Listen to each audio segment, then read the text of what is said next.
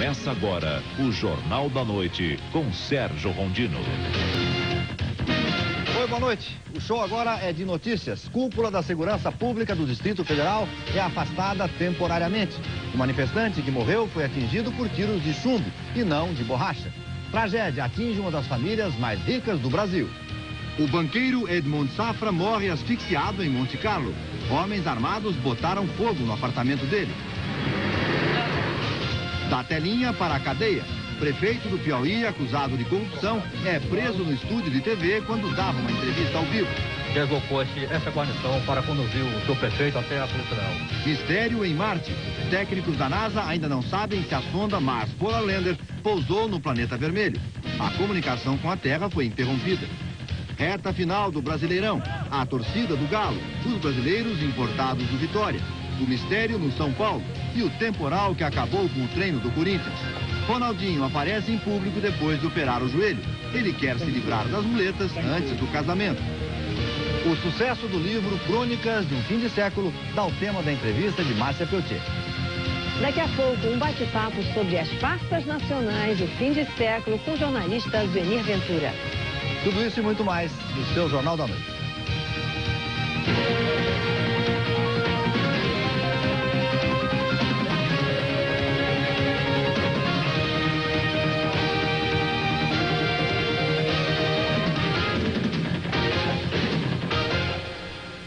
Um típico ato da máfia. Essa definição sobre a morte do banqueiro Edmond Safra estará no jornal inglês Financial Times, que circula neste sábado. Um dos homens mais ricos do mundo, Safra morreu sufocado durante um incêndio criminoso no Principado de Mônaco. Direto de Paris, mais informações com Jô de Carvalho. Tudo começou às 5h30 da manhã desta sexta-feira, horário de Mônaco, quando dois homens encapuzados e armados de facas invadiram o apartamento duplex de Edmond Safra. Um segurança tentou impedir e morreu esfaqueado. Alertado pelo barulho, Edmond se refugiou no segundo andar com a mulher, Dona Lili, as duas filhas dela e a governanta. Uma porta blindada impedia a passagem dos bandidos e o alarme foi acionado. O juiz encarregado das investigações decretou segredo de justiça. A embaixada brasileira em Paris já está em contato com a família para prestar toda a ajuda necessária. As polícias da França e de Mônaco estão juntas na caça aos assassinos de Edmond Safra, um homem que construiu um império de 50 bilhões de dólares e aos 68 anos de idade estava perto de se aposentar. Edmond Safra nasceu no Líbano. Aprendeu a fazer negócios logo cedo. Aos 14 anos largou a escola. 2 anos depois, o pai, Jacob Safra, mandou o garoto cuidar de uma filial do Jacob Maison de Banquet, na Itália. A Segunda Guerra tirou o sossego da família no Oriente Médio e todos vieram buscar refúgio no Brasil. Montaram uma loja de materiais de construção e logo ergueram a sede do Banco Safra na Avenida Paulista, em São Paulo. Durante a ascensão, Edmond vendeu sua parte no negócio, foi morar na Europa e depois se mudou para os Estados Unidos. Montou o Republic Bank of New York, hoje entre os 20 maiores bancos dos Estados Unidos. O rápido crescimento nos negócios levou Edmond Safra às capas dos jornais. Foi acusado de lavagem de dinheiro e tráfico de droga. Mas ficou comprovado que tudo não passava de uma armação. Uma empresa concorrente queria interromper a ascensão de Edmond Safra. O banqueiro foi indenizado e doou todo o dinheiro para instituições de caridade. Edmond Safra venceu a difamação, mas não o mal de Parkinson. A doença obrigou o banqueiro a colocar o Republic Bank à venda por 10 bilhões de dólares. O negócio estava fechado com o HSBC, que no Brasil comprou o Bamerindos. Hoje, os irmãos Joseph e Mose representam a família Safra, que no Brasil construiu a maior sinagoga de São Paulo. Investiu 2 milhões de reais em projetos culturais e doou 5 esculturas de bronze de Rodin à Pinacoteca do Estado. Edmond Safra construiu uma das maiores fortunas do mundo, 3 bilhões e 300 mil dólares. O prefeito da segunda maior cidade do Piauí vai à TV se defender de denúncias de corrupção e acaba preso. As câmeras registraram o esteja preso. José Neri é prefeito de Picos, no Piauí, e estava desde quarta-feira afastado do cargo pelo procurador-geral do Ministério Público do Estado, Antônio Pado Linhares. Ele estava também com a prisão solicitada. O procurador alegou improbidade administrativa e desvio de recursos públicos. Hoje à tarde, o prefeito José Nery viajou para Teresina e procurou a imprensa para se defender e fez acusações ao procurador. O bandido que ele disse que eu sou, talvez seja ele. O Jornal do Piauí, da TV Cidade Verde, ouvia ao mesmo tempo o prefeito no estúdio e o procurador que estava em outro ponto da cidade. A sociedade só acredita no momento que vê esses bandidos de trás da cadeia.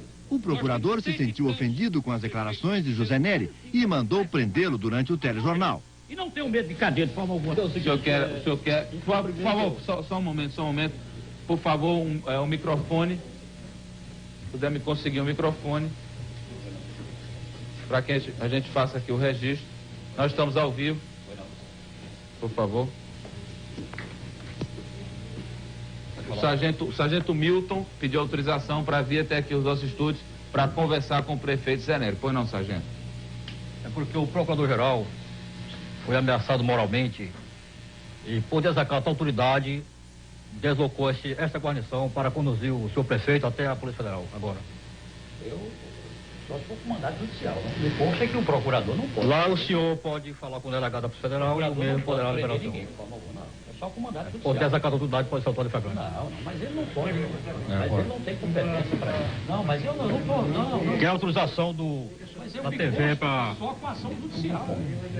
Mas ele não pode. O senhor vai lá e lá conversa com o delegado e vai... Não, deixa... Você não sendo preso. Você vai conversar lá e pronto. Mas espera aqui. Tem mandato de segurança. O prefeito foi solto no final da tarde, depois de pagar fiança. Corinthians e Atlético Mineiro podem se tornar finalistas do Campeonato Brasileiro já no domingo. Mas para isso as duas equipes precisam vencer. E para o segundo jogo com o São Paulo, o Corinthians já definiu o substituto de Marcelinho Carioca. Do outro lado, o São Paulo faz mistério.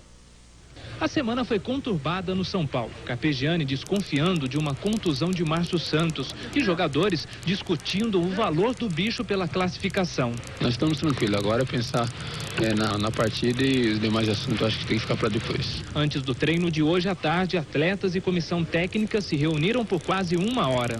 Sempre teve conversas em momentos difíceis, em momentos bons, e no momento desse aqui a gente tem que estar conversando bastante e não deixar que nada infiltre a concentração nossa.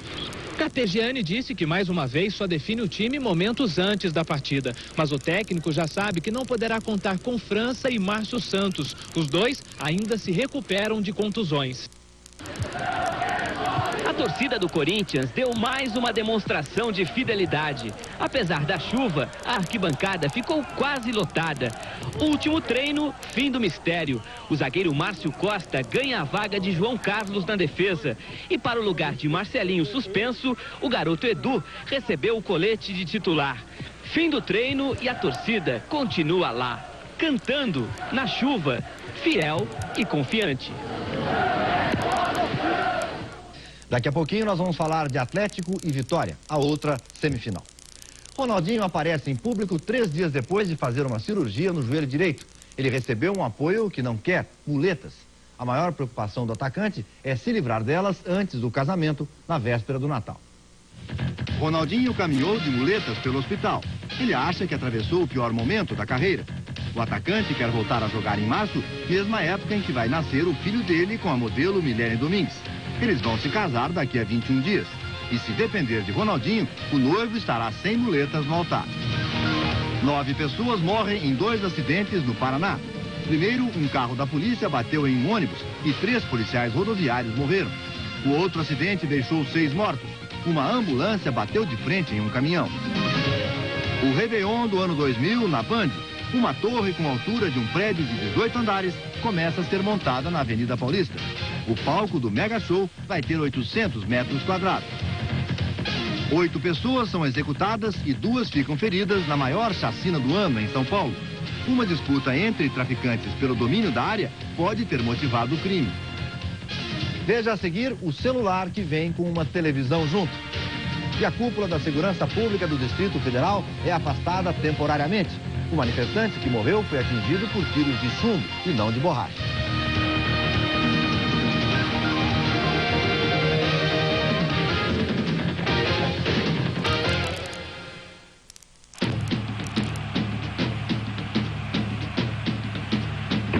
Brasileirão. Brasileirão 99 é na Band. Pegam fogo as semifinais. Corinthians e São Paulo voltam a campo para mais um super espetáculo. O Timão a um passo de carimbar o passaporte para a grande decisão.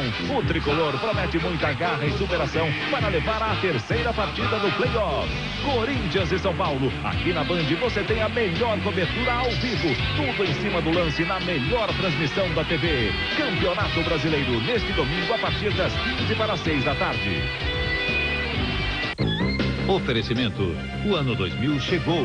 De Vectra. Embratel. Para chegar perto, faz um 21. Monitores Samsung. Melhoram sua performance. E Brahma Edição do Milênio. Brahma refresca até pensamento. Não tem nada melhor do que uma boa risada, uma boa gargalhada. E a gente consegue fazer isso muito bem com a família mais escrachada da TV. Na Guerra dos Pintos, todos os sábados.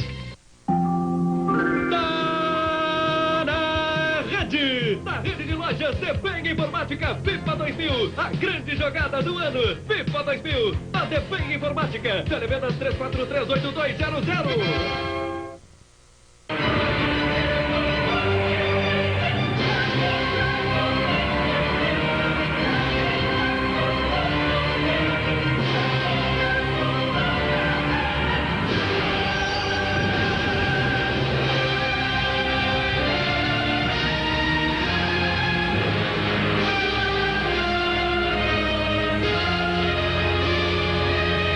Pirelli, potência não é nada sem controle. Mônaco Auto Shopping, altamente especializada em chapeação e pintura de veículos importados e nacionais. Convênio com seguradoras. Super promoção, uma geometria e 4 balanceamentos, R$19. Mônaco Auto Shopping, Canoas, fone 475-1313. Segunda-feira não acontece. Ivo Nesrala, o médico que cuida do coração dos gaúchos há 34 anos, lança um livro para ensinar os cuidados com o coração. A polêmica sobre a expulsão de alunos inadimplentes das escolas, as notícias e o esporte. Ao 12:30, até lá.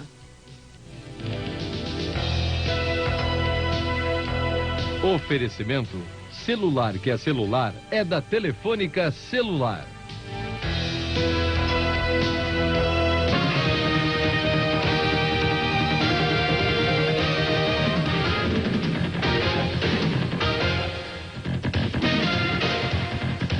O governador do Distrito Federal, Joaquim Roriz, afastou temporariamente de seus cargos o comandante da Polícia Militar, Coronel Antônio Ribeiro, e o secretário da Segurança, Paulo Castelo Branco. Eles comandaram a trágica operação policial que terminou com a morte de um manifestante e 2 pessoas parcialmente cegas. Hoje, os servidores da Nova Cap, a estatal que cuida da urbanização de Brasília, fizeram um novo protesto, agora contra a violência dos PMs. O cenário era o mesmo. De um lado a polícia, do outro servidores públicos. Só que desta vez os manifestantes pediam justiça. Até algumas vítimas de ontem não faltaram ao encontro. Os soldados que tentaram se aproximar foram vaiados. Quem viveu os momentos de violência quer que o conflito vire um exemplo.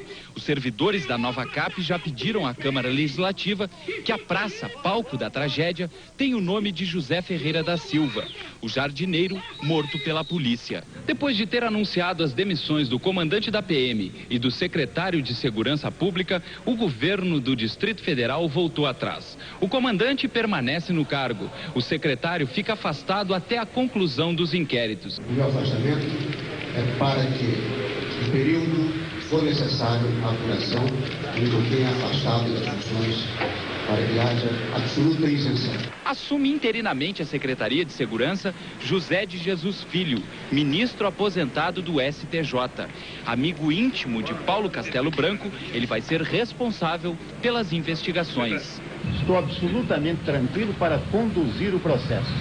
Se houver comprometimento, que eu não acredito que haja, mas se houver comprometimento do secretário, os senhores tomarão conhecimento. O governador Joaquim Roriz também afastou 3 coronéis que comandaram diretamente a operação na frente da Nova Cap. O jardineiro José Ferreira da Silva foi morto por bala de chumbo. Esse é o resultado preliminar da perícia feita no corpo do servidor da Nova Cap, morto no confronto de ontem. A polícia promete revelar o autor do disparo em 30 dias. A polícia do Distrito Federal usou arma calibre 12 para reprimir a manifestação dos servidores da Nova Cap. A descoberta veio com a autópsia feita no corpo do jardineiro José Ferreira, assassinado aos 33 anos. O laudo fica pronto daqui a 10 dias. A polícia não sabe ainda quantos tiros atingiram o servidor. Confirma apenas que foram encontrados 6 grãos de chumbo no corpo dele. Todas as lesões são, digamos assim, características típicas de lesão produzida por disparo de arma de fogo. A polícia garante que vai descobrir o autor dos disparos que tiraram a vida do jardineiro, que trabalhava só há 10 meses para o governo do Distrito Federal. Nós vamos trabalhar em investigação e podemos dar os autores no espaço de 30 dias. Parte da família de José foi ao IML. Eles se recusam a dar entrevistas. Não posso falar mais nada, tá? O Instituto passou a manhã cercado por 16 policiais civis com o objetivo de reprimir uma possível manifestação. 5 vítimas fizeram exame de corpo de delito. José estava longe da confusão, em cima de um caminhão. Mesmo assim, foi atingido na perna por um fragmento de metal. O delegado ficou com ele lá, falou que era de um calibre 12, um chumbinho do calibre 12. Foi operado para atirar. Francisco também não teve tempo para se defender. Eu estava escondido atrás de um carro com medo deles. Quando eles me pegaram, me deram um tiro, eu caí e depois deram mais 5, eu já no chão. Olha, a ação da polícia na Nova Cap abre uma polêmica. Será que as balas de borracha usadas para reprimir manifestações podem matar? Em São Paulo, a banalização do uso das balas de borracha transformou pessoas indefesas em alvos da selvageria policial. Foram momentos de terror para os pais e mães dos menores rebelados da FEBEM. Em Brasília, o mito de que balas de borracha não matam levou o governo a optar pelos tiros ao invés do diálogo. Hoje, os funcionários da Terra Cap atingidos ainda sofriam com os ferimentos. Dói, tem uma sensação profunda, inclusive até no músculo, quando movimenta, dói. É uma dor grande demais, né? Arde pra caramba. Os projéteis têm o diâmetro de uma moeda, pesam pouco mais de 6 gramas e saem dos canos das escopetas a 1.800 km por hora. Márcio Garritano, tricampeão brasileiro de tiros, expert em balística, diz que as balas de borracha podem sim matar uma pessoa. O que deve existir é um condicionamento técnico, um treinamento adequado para que cada pessoa use de maneira correta e dentro das especificações técnicas cada material, tanto a arma quanto a munição. No âmbito da Organização das Nações Unidas, a violência policial está condenada desde a década de 80 pela Resolução 169. Mas no Brasil, por incrível que pareça, até hoje não há nenhuma lei que puna excessos como o verificado aqui em Brasília. Só agora o Congresso Nacional começa a analisar um projeto de lei nesse sentido. Ele prevê penas rigorosas para abusos de autoridade e estabelece limites claros para as ações policiais. A proposta é do deputado Marcos Rolim, do PT do Rio Grande do Sul. Ela proíbe a utilização de qualquer arma de fogo em manifestações populares legais. Diz que a função da polícia é proteger o cidadão e responsabiliza os comandantes pelas ações de seus subordinados. No caso de disparo efetuado contra a manifestação pacífica e legal, resultando desse disparo a morte ou invalidez permanente, uma reclusão de 6 a 30 anos. Olha, é uma simples questão de bom senso e também de respeito à vida, né? As armas utilizadas no controle de manifestações devem servir apenas para intimidar. É o caso das bombas de gás lacrimogêneo e de efeito moral e até dos cacetetes. Mas essas balas de borracha que vêm sendo usadas à torta e à direita em todo o país, não. Qualquer criança sabe que um projétil desses, se acertar, por exemplo, num olho, pode cegar a pessoa, como aconteceu em Brasília. E vamos mudar de assunto. Que tal falar ao telefone e assistir ao seu programa favorito de TV, Tudo na Palma da Mão? A novidade é de uma das gigantes em equipamentos high-tech. A TV Fone é a mais nova atração da sul-coreana Samsung. O aparelho, com uma micro TV embutida, não pesa mais do que 160 gramas e a tela é de alta definição. O projeto levou 2 anos para virar realidade e deve colocar a Samsung na liderança na guerra dos celulares. A partir de janeiro, a TV Fone vai estar nas lojas da Coreia do Sul e o preço já foi anunciado, cerca de $900. A seguir, a reação do governo brasileiro às críticas do presidente Bill Clinton, o Brasileirão, a torcida do Galo e os brasileiros importados do Vitória da Bahia. E o maior carnaval temporão do país toma conta das ruas de Natal.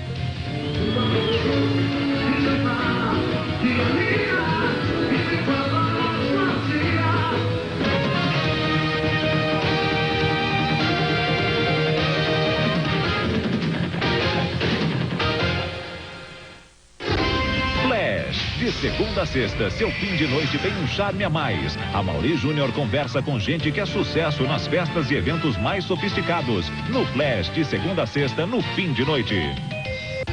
Oferecimento Conrad Punta del Este, um novo estilo de vida. Audi A3, mais que um compacto, um Audi. E Vaspex, a encomenda inteligente.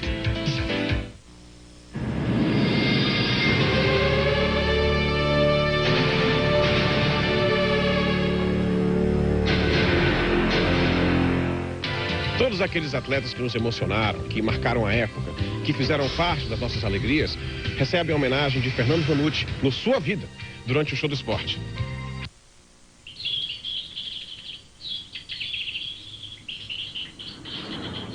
Quem disse que oportunidades de negócios não batem à sua porta?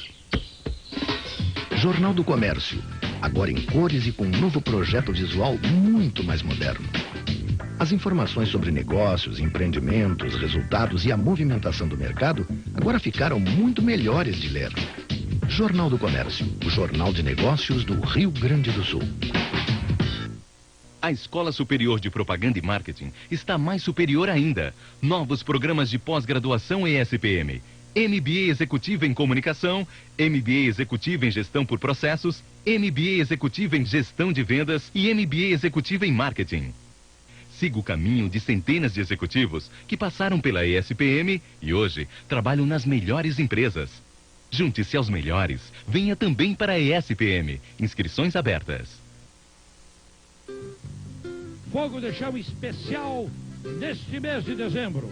A City convidou e você vai receber em seu lar Rui Biriva e um show especial com Os Serrenos de... Não interessa se ela é coroa. Oferecimento a City, a marca do Sul. Capotas Cabral, compre esta emoção. E acessórios Bepo, há 37 anos equipando campeões. Olha para o céu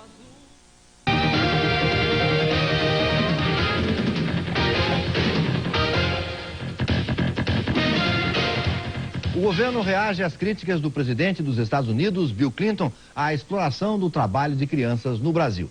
Segundo o ministro do Trabalho, Francisco Dornelles, nos Estados Unidos existe segregação racial e, por isso, Bill Clinton não tem autoridade para criticar ninguém. E a Associação Brasileira da Indústria de Brinquedos saiu em defesa da indústria de calçados, principal alvo das críticas. A declaração do presidente dos Estados Unidos foi feita ontem durante a reunião da Organização Mundial do Comércio em Seattle. A fala de Clinton caiu como uma bomba aqui no Brasil. Segundo Oded Grajev, presidente da Abrinq, a indústria de calçado brasileira, instalada no Vale do Sino, no Rio Grande do Sul, e na cidade de Franca, no estado de São Paulo, tem um trabalho exemplar reconhecido até pela Unicef.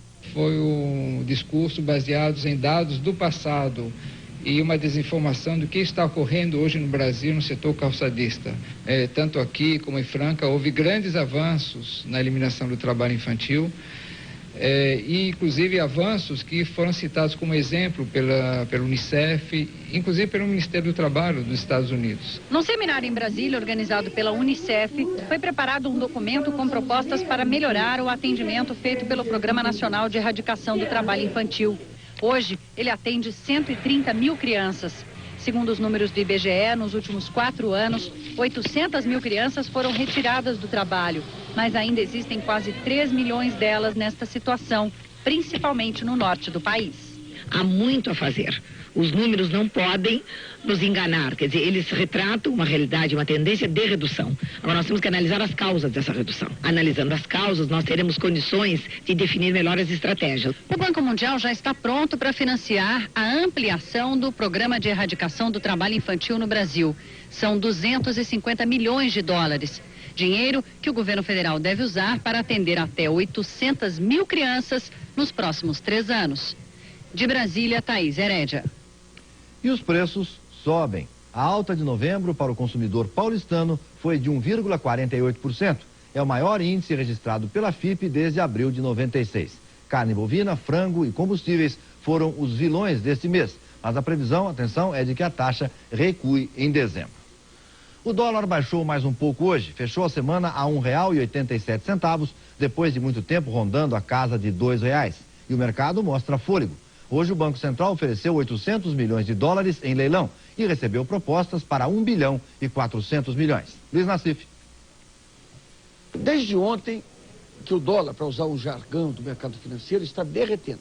As cotações estão caindo. Isso era para ter acontecido antes, talvez uns 3, 4 meses atrás. Houve um período aí de vencimento de empréstimos externos, financiamentos, que acabou levando as empresas ao mercado comprando dólar e o Banco Central ficou amarrado por esse acordo com o FMI. Então provocou oscilações de dólar em um certo período. Agora o Banco Central retomou o controle da situação e a tendência para o próximo ano vai ser o dólar ter um comportamento absolutamente tranquilo.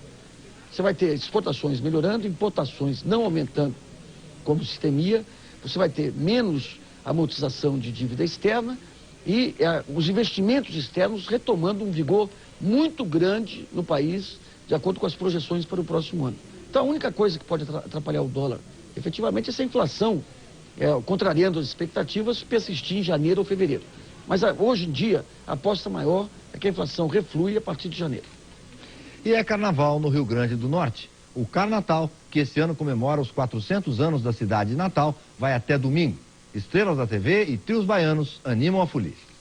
Este ano, o Carnatal, o maior carnaval fora de época do país, está com a cara de Natal. Os blocos optaram por tons predominantes, as cores que simbolizam a capital do sol, o laranja e o amarelo. O burro elétrico é o bloco mais irreverente do Carnatal, formado há 8 anos por um grupo de jornalistas que queriam aproveitar o Carnatal no primeiro dia, já que os outros dias eles teriam que trabalhar. Uma festa que só termina na madrugada de segunda-feira. Cerca de 45 mil turistas vão passar pelo corredor da folia. Em meio a tanta movimentação e euforia, houve tempo para tietagem. Fernando Vanucci e a feiticeira arrancaram suspiros. Ano passado eu já estive aqui, estou de novo esse ano, pretendo estar aqui mais uns 40 anos, que eu não tô velhinha dançando. Eu tô muito feliz. É só deixar a emoção rolar agora. E o estádio do Barradão vai ferver domingo na outra semifinal do Brasileirão, entre Atlético Mineiro e Vitória. O Galo se despediu de Minas com o time indefinido, mas com a companhia da torcida. E o Vitória está apostando em uma legião de brasileiros importados para vencer o time mineiro. Tuta e Tássio vieram do Venezia da Itália. Claudio Manuel do PSV Eindhoven da Holanda. Marconi voltou do Bellinzona da Suíça e Arthur do Porto de Portugal. Foi uma experiência riquíssima em todos os aspectos, né? Financeiramente, profissionalmente. Fechando esse pelotão surge Rodrigo, emprestado pelo Corinthians, mas que já atuou na Alemanha, jogando pelo Bayern Leverkusen. Como eu fui para fora depois de 93, vão ter outros jogadores que vão sair daqui também após essa campanha do Vitória. 7 jogadores, 5 países e um único idioma, a língua da bola. Essa, em qualquer lugar do planeta, todo mundo entende. Dai-me la pala, passa la minha pala. Dai, più veloce, andiamo. Dai la parla. Meus companheiros aí, tudo enrolando a língua para tentar falar, né? Eu só falava beleza, gajo, né? No último treino, antes da viagem para Salvador, os jogadores do Atlético foram buscar inspiração no estádio do Mineirão. O atacante Marques ainda é dúvida para o jogo. Joguei todos os jogos do Brasileiro, né? E nessa fase final, com certeza, eu e ninguém quer ficar de fora. E vamos aguardar até o último minuto a possibilidade dele participar do jogo. A maior torcida do Galo fretou mais de 30 ônibus para assistir o jogo em Salvador. 4.000 torcedores devem estar no estádio do Barradão. Trabalho para quem preenche os bilhetes. Estamos com o Galo na mão e o Galo, com certeza, vai dar o Galo na cabeça. Os russos atacam um comboio de refugiados na Chechênia e matam pelo menos 40 pessoas. A denúncia foi confirmada por uma agência de notícias russa. As tropas do exército estão a 10 quilômetros de Grozny, a capital da Chechênia. Vamos dar um giro pelo mundo. A Espanha para em protesto contra o ETA, o grupo terrorista basco que suspendeu a trégua de 1 ano e meio. Milhares de pessoas fizeram 5 minutos de silêncio com cartazes dizendo: "Nós queremos paz". O ETA acusa o governo espanhol de frustrar as promessas de autonomia para o País Basco. Tanques da maior refinaria da Tailândia queimam por mais de 24 horas. O incêndio foi provocado por uma explosão. Pelo menos 4 funcionários morreram. Carros e casas das redondezas também foram danificados. E o fogo já consumiu 30 milhões de litros de gasolina. So for 10 million. 10 milhões de dólares por um relógio de bolso. O martelo bateu na Sotheby's, em Nova York. O preço é recorde. A preciosidade é um Patek Philippe fabricado em 1933, que dá 24 informações, como os horários em que o sol nasce e se põe em Nova York. É o relógio mais complexo do mundo, feito sem ajuda de computadores. O cantor Stevie Wonder vai se submeter a uma cirurgia para tentar recuperar a visão. Os médicos vão instalar um microchip na retina dele. O cantor ficou cego quando ainda era bebê. Uma TV chilena mostra ao vivo 2 estranhos objetos voadores no céu de Santiago. Pouco depois, um sumiu e ficou outro. A aeronáutica chilena estuda o fenômeno. A seguir, a sonda que deveria pousar em Marte perde contato com a Terra. E uma exposição inédita. Pela primeira vez, obras de Botticelli, Donatello e outros artistas da Renascença são expostas no Brasil.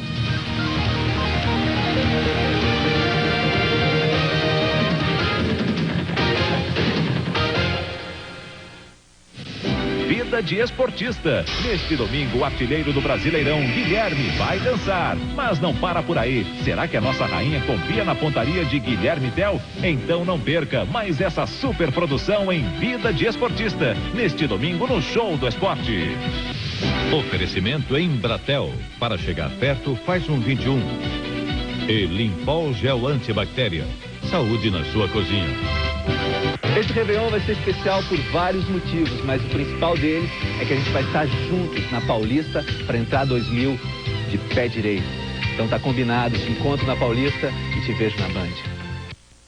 Ele tem os olhos e a boca do pai. O nariz é da mãe. E as córneas são de Marília Gonçalves. Doação de órgãos. Um gesto de amor à vida. Todos os sábados aqui na Band você acompanha o programa Negócios, um espaço destinado a empresários, indústrias, produtos. O que o mercado gaúcho tem de melhor. Negócios sábados, 9h30 da manhã. Dia 5 de dezembro, a Solidariedade vai dar um grande show no gasômetro. É o Dia do Voluntariado, com mostra de entidades sociais, oportunidades de trabalho voluntário e shows com Neto Fagundes, Se Ativa, Cidadão Quem, Jarmai e Banda B. 5 de dezembro no gasômetro, a partir das 10 horas. Entrada franca. De segunda a sexta, 13h, Esporte Total Local. As informações do futebol gaúcho, entrevistas e um bate-papo com quem entende de futebol. Esporte Total Local. De segunda a sexta, 13h. Oferecimento: talheres de madeira Poliúde Tramontina. Resistem a tudo. Fale com a Band. Esporte TV 218-2158. Telejornalismo 218-2163. Geral 218-2100. Petrobras continuously improved their product for our racing cars. This has been the biggest single step of performance from a fuel that I have seen in my entire career in Grand Prix racing. It's a very impressive performance. It's a very successful and fun relationship, of which I'm very proud. What is good for Williams is good for Formula One. E melhor ainda para você. Momento Cultural. Oferecimento Petrobras.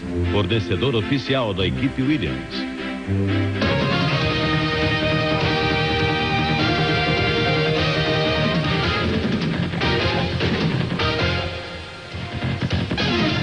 Não é preciso ir até a Europa para ver as obras de Botticelli, de Donatello e de muitos outros artistas do período renascentista italiano.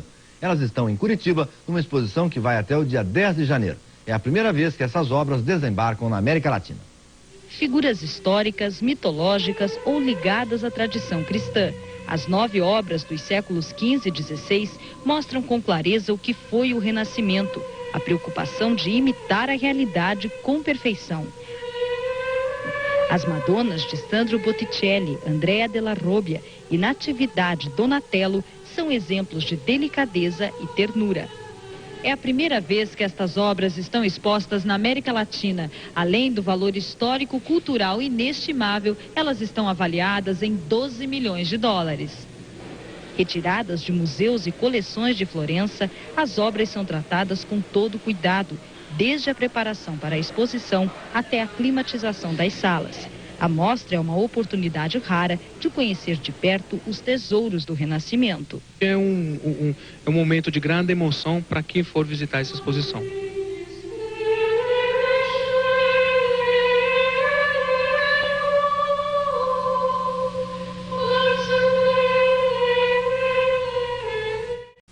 Suspense no espaço e tensão, muita tensão aqui na Terra, precisamente em Los Angeles, onde cientistas da NASA aguardam por um sinal de vida da sonda que deveria ter pousado em Marte 5 horas atrás. Até agora, nada.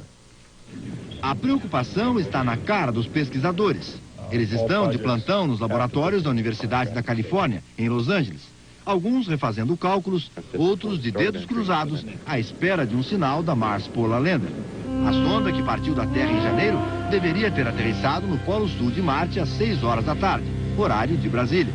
Pode ter havido problemas com a antena no momento do pouso, ou coisa pior. A sonda pode ter se desintegrado na atmosfera do planeta vermelho. Isso já ocorreu com outra sonda da NASA há 2 meses e resultou num prejuízo de 125 milhões de dólares. A missão da Mars Polar Lander custou 145 milhões de dólares e o objetivo é vasculhar o subsolo marciano em busca de água e registrar os sons do planeta. Os cientistas reprogramaram a sonda para dormir pelas próximas 4 horas, na esperança de que, ao acordar no sábado, ela mande algum sinal de vida, isto é, se ainda estiver inteira. Essa missão é vital para a NASA, que está na mira de cortes cada vez maiores do governo americano. Newton Carlos comenta. Outras 3 naves dos Estados Unidos já pousaram em Marte, mas há 2 meses a NASA perdeu uma sonda que também iria a Marte e procura recuperar, remontar a sua credibilidade com mais esse voo.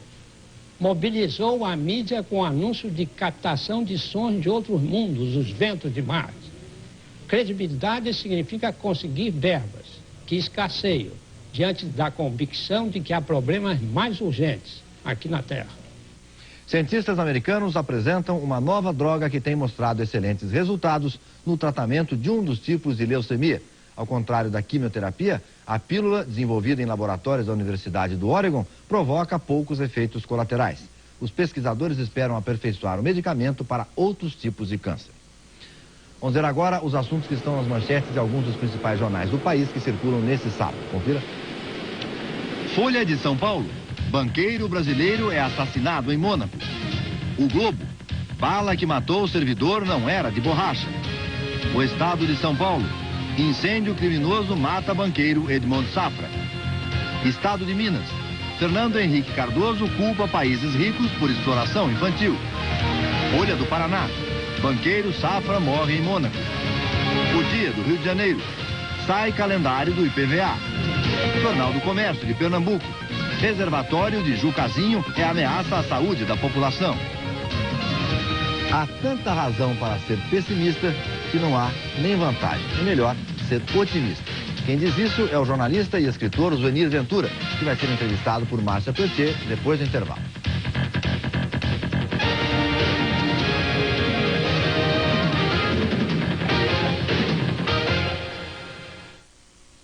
Encontro com Márcia Pelletier.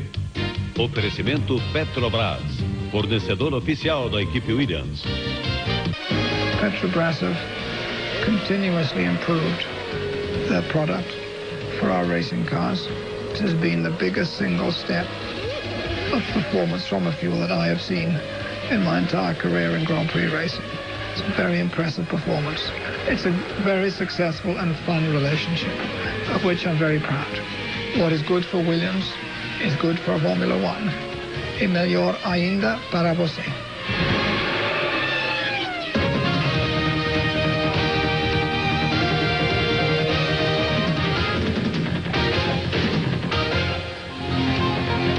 Chegou a hora da entrevista da Márcia Pelletier. Vamos ao estúdio do Jornal da Noite, no Rio de Janeiro.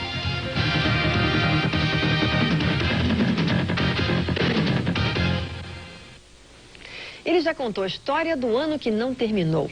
Revelou a cidade partida e enfrentou um mal secreto. Há 10 anos ganhou o prêmio ESSO de reportagem e o prêmio Vladimir Herzog de jornalismo. E agora, às vésperas do ano 2000, está lançando Crônicas de um Fim de Século. O nosso encontro de hoje é com um dos mais brilhantes jornalistas e escritores brasileiros, Zuenir Ventura. Zuenir, é um prazer enorme ter você aqui. Ô, Márcia, eu estou feliz de estar aqui com você. Me lembro, vejo sempre você caminhando no calçadão de Ipanema, mantendo a forma e me perguntando, será que o Zuenir pega material para escrever as crônicas dele quando ele faz essa caminhada dele diária? Olha, pego muito. Porque primeiro se encontra as pessoas, depois aquilo, não é, como que sintetiza um pouco o Rio, não é? Acontecem coisas ali, muitas das minhas crônicas foram feitas ali. E eu tenho uma coisa que eu não sei se acontece com você, andar para mim não é uma coisa física, é mental. Algumas das boas ideias, se é que eu já tive algumas, surgiram na praia, todas. Né? É aquela história, né? A gente vai andando e vai conversando consigo mesmo, né? E vai elaborando uma série de coisas. Por isso que a regra é não parar, né? Ninguém para com ninguém. Não dá para parar. Cumprimenta e tal. Rapidinho, você também está sempre no seu passo bastante ágil, né? Eu ando depressa. Mas é por isso, é que realmente eu penso crônicas ali, penso meus livros, acho que quase todos surgiram andando. Você já teve algum tiroteio que você teve que se esconder nessas caminhadas, não? Não, né? Não. Ainda bem, felizmente. Agora, Zuenir, Crônicas de um Fim de Século, eu sei que são suas crônicas, que você escreveu no JB, no Globo. Agora, Fim de Século dá uma certa nostalgia, né? Tá, e dá um certo temor, né? É uma espécie de síndrome, né? Que chama síndrome finissecular, né? De fim de século, porque se acredita que ainda mais esse nosso agora, que parece não fim de século, mas fim de mundo, né? Então há sempre aquele pavor meio apocalíptico, né? De que o mundo vai terminar, né? E agora, fim de milênio também, mais ainda. Né? Agora, você não é uma pessoa assim, melancólica com relação ao mundo, é, Zuenir? Não, mas não sou mesmo. Eu sou muito otimista. Eu acho o seguinte, que há tanta razão para você ser pessimista que não é nem vantagem. É melhor ser otimista, né? Não, e tem aquilo, é uma coisa muito pessoal, né? Que se diz que o pessimista, alguém disse, quando olha o mar, ele tem enjoo, né? Eu não, eu vibro, eu tenho. Então, há um ponto de vista, uma coisa de olhar que é pessoal. Eu sou naturalmente otimista. Zuenir, você que escreve e coloca tanta realidade brasileira aqui, quer dizer, no dia a dia, né? Dos pequenos detalhes, a gente acaba sempre vendo uma visão macro do Brasil, né? Dentro das suas crônicas. Como é que você vê o Brasil atual? Quer dizer, a gente está encerrando agora, chegando no ano 2000, tem um monte de CPI, o Brasil tenta se olhar para dentro, mas você está achando que tem uma eficiência nisso tudo? Eu acho isso positivo. Eu acho mais positivo do que, enfim, quando se escondia as nossas mazelas, né? Você tem hoje uma espécie de nervo exposto. As nossas chagas estão expostas. Eu acho essa coisa da CPI, isso muito positivo. Eu não sei do que vai dar, mas só isso já foi positivo, porque é melhor do que você tapar com band-aid. Eu acho que expor dói mais, sangra, né? É uma coisa desagradável, e a gente está vivendo esse momento, mas eu acho que é mais positivo. Ô, Zuenir, nós estamos vendo agora uma coisa inédita, que é a reabertura do caso PC. E vimos também a reabertura do caso Rio Centro, que você até escreveu o livro no ano de 68, que não acabou, quer dizer, tem uma vivência sua muito grande nessa época. Mas sabe o que dá a impressão? Que o Brasil está tendo sempre que se descobrir no sentido de que tirar um pouco de cima algo que cobre a sua verdade e botar a mostra uma farsa muito grande nacional. Quer dizer, parece que fazendo um paralelo, são duas farsas grandes que nós estamos vendo aí. Tem toda a razão, duas faces. Eu acho que a diferença é que aquela foi de 81 e levou 18 anos para ser desmascarada. E é uma farsa mais explícita, né, que havia. E a do PC da morte. Do PC levou muito menos tempo, foi outro dia. Eu acho que nesse país, eu acho que eu chamo do país do pretérito imperfeito, né, em que o passado nunca se completa e está sempre batendo a porta. Ele está sempre voltando. Então, o que está havendo é isso, né? Esse retorno recalcado, né? Como diz a psicanálise, alguma coisa que você procura soterrar, mas que na verdade volta. Mas eu continuo dizendo que hoje é mais difícil você esconder. Quer dizer, durante 18 anos escondeu aquela face, todo mundo sabia, né, que aquilo tinha sido um atentado de terrorismo de direita, né? E era mostrado e foi mantido como se fosse um terrorismo de esquerda durante 18 anos, né? E você na época, Zuenir? Você sabe que na madrugada, eu trabalhava na revista Veja, estava de plantão, eu era chefe da sucursal aqui, eu fui para lá. Então, estive lá com os meus colegas vendo aquilo ali. Foi realmente um quadro. Você sabe, já naquele momento ali, todo mundo saiu dali convencido do que tinha acontecido. Porque você chegava lá, as evidências eram claras. Claríssimas. E o trabalho que foi da imprensa, sabe, para poder mostrar, né, cheia de dedos, cheia de... Porque, enfim, ali foi talvez o último tiro, a última explosão na abertura, né? Foi a última tentativa contra a abertura, né? Que era o governo Figueiredo, e era uma tentativa ainda, né, muito incipiente, cheia de cuidados e tal com a abertura. E houve essa tentativa de explodir a abertura. Mas todos os colegas, todos nós saímos de lá com a certeza de que era. E olha, e a dificuldade que foi, e na verdade foi graças à imprensa que pelo menos a dúvida foi mantida, como foi agora graças à imprensa que aquilo voltou e foi reaberto. Né? Você, quando recebeu a notícia da morte justamente de PC e da Suzana, qual foi a sua primeira reação? Você se lembrou na explosão do Rio Centro? Foi aquela sensação, foi outra face, né? Déjà vu. Né, déjà vu. Claro que a gente não sabia, porque não estava lá próximo, vendo, não estava fazendo a investigação, mas era muito difícil você acreditar naquela versão, né? Quer dizer, batia assim, alguma coisa estranha nisso, alguma coisa. Agora, como, né, eu sou velho, então eu já consegui... Você é experiente. Experiente, com essas estranhezas sempre, né? Vivi os tempos, né? Os anos de chumbo, em que o país era uma grande farsa, né? Em que aquilo era vendido, passado, né? Você tinha que engolir. Então, há sempre um pé atrás com algum mistério, a gente acha sempre que tem alguma coisa armada por trás disso. Mas eu acho que em geral tem mesmo, né? Como no caso dele. Que é aquela coisa, a lei de Murphy, se o pior pode acontecer, acontece. Agora, Jani, voltando agora à questão do novo milênio, você já disse que é um otimista, né? Mas eu queria te perguntar uma coisa, você acha que essa espiritualidade do homem que se fala tanto, é a época de Aquários, o homem está mais espiritualizado, o homem está se abrindo, você tem também essa visão do homem mais espiritualizado no terceiro milênio? Não, eu acho até que essa busca, assim, do misticismo, religiosidade, nessa coisa até fundamentalismo, uma fundamentalista, perigosa, que ocorre, por exemplo, na Europa, no centro da Europa, eu acho que conosco aqui é muito mais, eu acho que é mais medo do que crença. Você acha que é medo? Que o homem está com medo? Está com medo do desconhecido.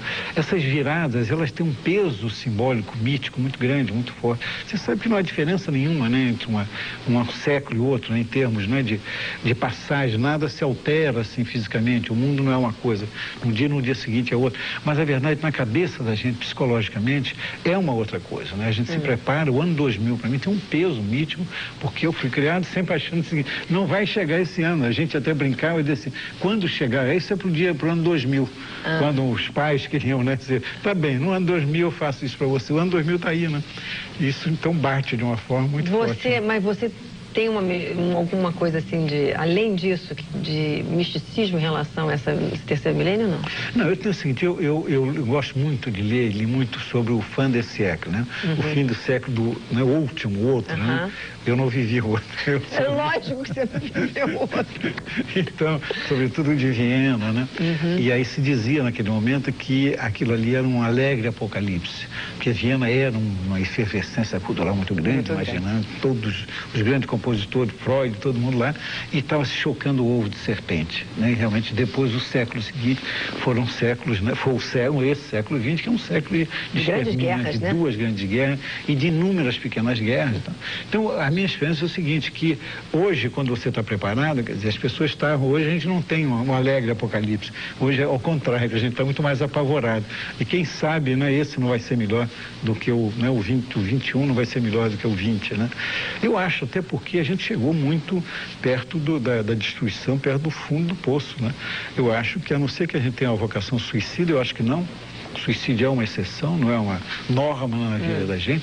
Eu acho que ele está chegando, nós estamos destruindo a natureza, a gente está destruindo o homem, tem a peste, tem a AIDS, tem que fazer alguma coisa, né? Quer dizer, o homem não pode ser levado nessa voragem, né, meio destrutiva. Só tem um lado positivo, que ele está tendo avanços na ciência que podem fazer com que ele recupere algo de si mesmo, né? No sentido não só da natureza, como Quer dizer, eu acho o homem se recuperar como ser humano, vamos dizer assim. Eu acho que esse século, eu acho que é ciclotímico, ele é meio esquizofrênico. Porque a gente teve do melhor e teve do pior.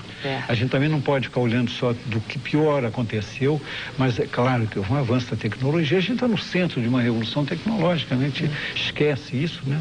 Essas transformações hoje nunca houve, né? As possibilidades no futuro são imensas, né? Imensas. Eu espero, né, que a gente não seja, né, não tenha essa vocação, embora às vezes pareça, essa vocação suicida, né? Geni, adorei a nossa conversa, morrendo de pena ter acabado. Eu também. E Crônicas de um Fim de Século realmente tem que estar na mesa de cabeceira de todo mundo. Que bom, Márcia. Tá bom? Fiquei muito feliz de estar aqui outra vez com você. Obrigado, Zeni. E agora, Rondina, é com você. Ok, Márcia, obrigado, hein? Vamos agora rever alguns destaques da edição de hoje. A cúpula da Segurança Pública do Distrito Federal é afastada temporariamente. Incêndio criminoso mata o banqueiro Edmundo Safra em Monte Carlo. Homens armados botaram fogo no apartamento dele. Prefeito do Piauí, acusado de corrupção, é preso no estúdio de TV quando dava uma entrevista ao vivo. Depois de operar o joelho, Ronaldinho diz que vai se livrar das muletas antes do casamento. Termina aqui a edição de hoje, vem aí o basquete da NBA. Não percam, uma boa noite e um ótimo final de semana para todo mundo.